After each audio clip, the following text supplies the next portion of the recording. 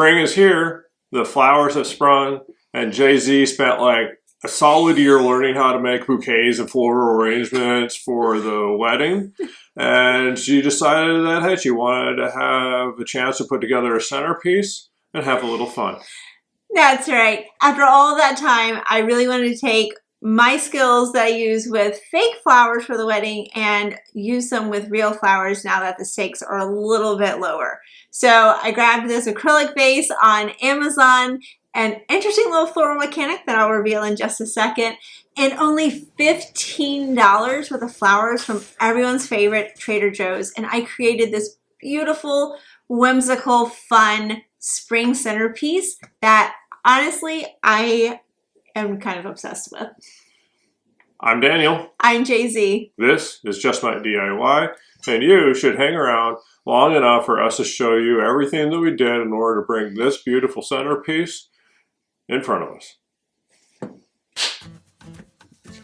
All right, let's go over a few of the mechanics that we'll be using to make this pretty arrangement. The first of these is an acrylic vase that we picked up off of Amazon. It features a top that slides off and, of course, 4 walls and a bottom. And what's going to help us out along the way is this Lazy Susan, which is made very capable by high quality bearings. So smooth. Now, one of the things that happens with these acrylic vases is there is some tendency for it to leak. So we're going to go ahead and pull out some caulking and, well, caulk. That's right. This is the first time that we're using this vase, but we did read in some of the reviews of some of these other ones that they can leak. So we're just going to go ahead and head that off and just prevent it from the get-go, because this isn't a solid piece and that makes sense. So while we wait for the caulk to cure, we're going to go ahead and prep our flowers and greenery. Now what we're doing right here is we're tearing off most of the leaves. The important ones are the ones that will be in the water and the ones that we do not believe we want to be in the arrangement. That's right. Any leaves or greenery that's going to end up in your water, either when you're prepping your flowers and your greenery or when you're making your arrangement, any of the greenery that ends up in the water is going to contaminate it, add extra bacteria, and actually shorten the life of your flowers. So you don't want that to happen. So make sure that you clean and prep everything as you are getting ready to make your centerpieces. So this is also a great time to inspect everything and just get it ready. This is, of course, one of those bunches that we got at Trader Joe's, and then this beautiful eucalyptus, also from Trader Joe's. This is just so floppy and gorgeous, and this is everything that we have. Now, one more mechanic that we're going to be working with is frogs. Flower frogs. We got these off of Amazon, and they are as a tool that will suction cup onto the bottom of your vase, and this kind of gives like a spiky gripping mat for the ends of your, well, flowers or greenery or whatever you care to stick in there that will go in. So just a little bit of water at the bottom allows you to get those suction cups to adhere, and then you can fill it up the rest of the way. We put 4 in a line before you put the top back on. Of course, you want to go ahead and fill up the water the rest of the way. It's just easier to do before you put the top back on. Don't forget to spin it a couple of times for good measure. Just to make sure everything's working great. Now, when you start to do your arrangement, it's best to just go ahead and green it out first. This is just where you get a nice kind of meadow of greenery down as you're starting your arrangement. We're paying attention to which way the greenery naturally wants to flop, though note that you can always go back in and move things later. So if this is your first time doing this kind of arrangement, just start. You can always move it.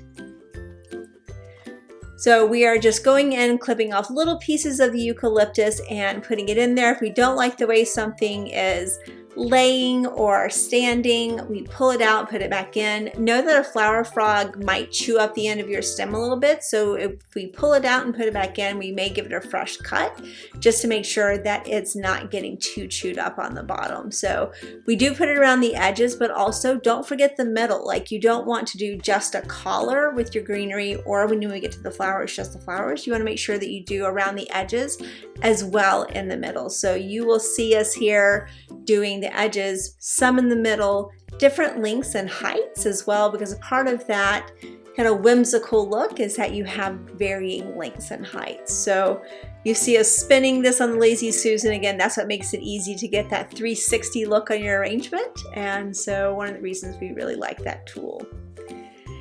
And we're going to probably do 1 or 2 more pieces here as we're taking a look at it, and we're almost done with the greening out. This is a really good amount, and just remember you can always go back in and add some and take some out. But give it one last good look, nice spin, and now we're ready to add the flowers. Now the main centerpieces of our whimsical floral garden here are daisies. Pretty. So we're going to, of course, kind of get an idea for their posture, amend their height, and set them up. And I guess we're going with, since it's a whimsical garden, whimsical directions. So on the nose, Daniel. So you see they're facing different directions and are on different planes. So they're not playing with each other, but off of each other, but not even looking at each other. It's very whimsical in here. I'm feeling whimsical. How are you feeling? I'm feeling like you're very whimsical right now. Oh, wow. But seriously, when you're looking at this kind of a style of arrangement, it really is about different heights, different directions, and so you want to make sure nothing's really on the same plane. And it's okay to just start getting the flowers in there. You'll see we actually work with one type of a flower at a time typically, and then move on to the next one. And it's okay if a flower comes in a bunch. You can also break up that little bunch. Say that there's too many of these little purple flowers in a bunch, you can cut those down as well. But again, as a beginner, sometimes we'll just place something if we don't like where it is. If it's too tall or there's too many, you can always trim it down and put it back in there. So just make sure that you are just putting things in, giving them a look, seeing how you feel about it, and then going from there.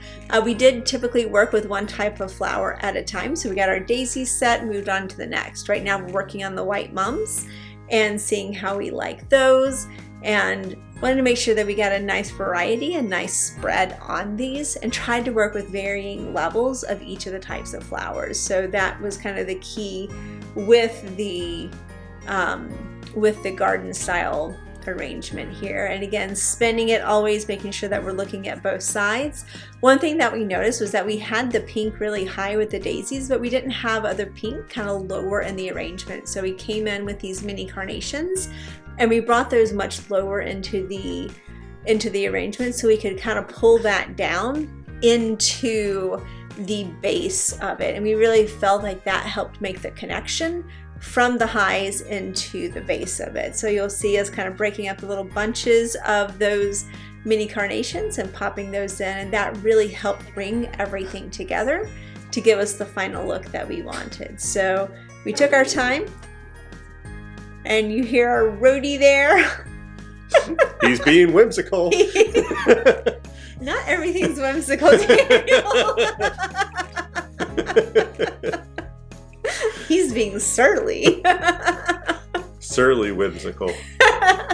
So once we got everything in there, we set it up for our final tweaks. This is where we're going to kind of assess that we have everything at the right height and the right relationship to each other. So we'll pull them out. We'll maybe give them a quick snip, shorten them, rearrange them, turn them directions. Make sure that this is like a gut check moment, that everything you're looking at is whimsical to you. Are you feeling internal whimsical? Okay? And once you get there, it's going to connect and you're going to feel that. This is a lot about feeling, so you need to feel whimsical. And here's the final result on the sideboard, and then of course when it's on the table, just a beautiful whimsical centerpiece. Spot on. There you go. With just a few simple mechanics which don't have to cost that much, you can truly transform grocery store flowers into an amazing and whimsical and fun centerpiece. So we hope that this video has given you some new ideas and inspirations and help you level up your own flower design. And if you do feel like you got to level up, then go ahead and give us a thumbs up. subscribe and ring the bell. Tell us about your experiences in your home floral design down in the comment line. I just did another rhyme. Oh, geez.